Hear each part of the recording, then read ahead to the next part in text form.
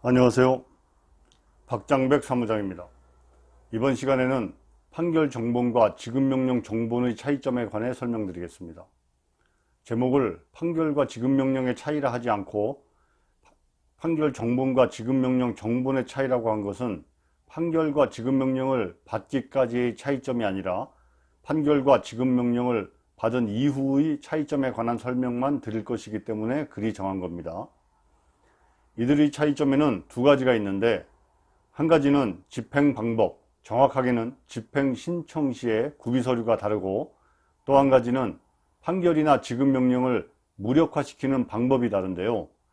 판결문을 가지고 집행을 할 때에는 그 판결이 상대방에게 도달되었음을 증명하는 송달증명과 그 판결이 확정되었음을 증명하는 확정증명이 필요하고, 또 집행문을 발급받아야 집행신청이 가능합니다.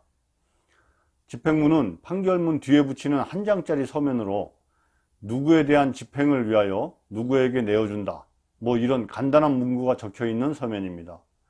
이 송달증명, 확정증명, 집행문은 법원의 민원 창구에서 발급받으시면 됩니다.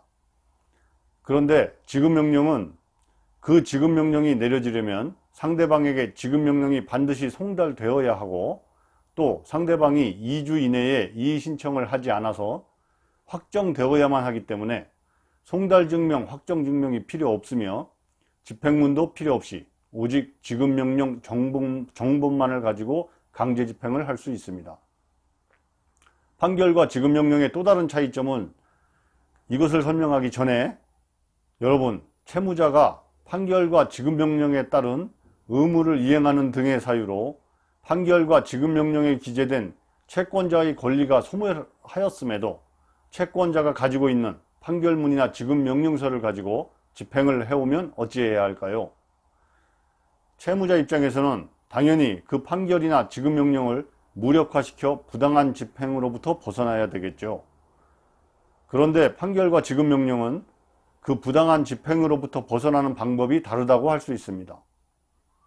부당한 집행을 저지하는 방법은 일반적인 이의신청으로는 불가능하고 청구이의소라는 별도의 소송을 제기하여야만 하는데, 당연히 청구이의 소송에서 승소해야 부당한 집행을 저지할 수 있게 됩니다.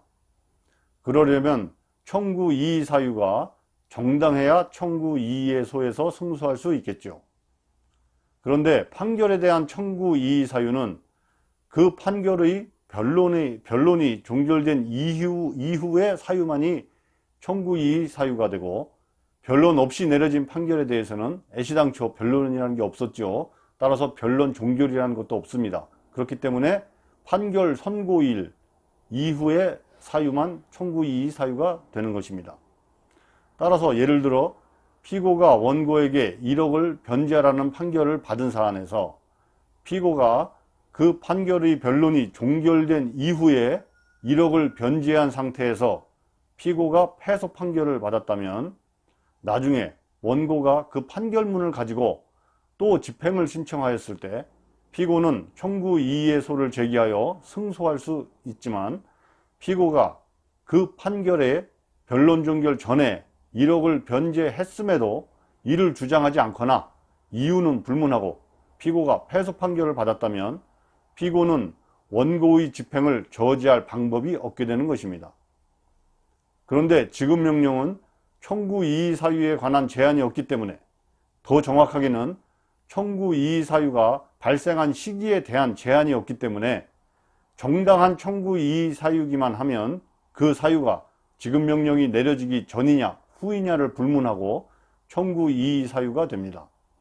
따라서 앞의 예에서 1억을 변제한 시점이 지급명령이 내려지기 전이냐 후이냐를 따지지 않는 것은 물론, 심지어 몇 년 전에 변제하였더라도 청구이의 사유가 되기 때문에 청구이의소에서 채무자가 승소 판결을 받아 부당한 집행을 저지할 수 있게 되는 것입니다.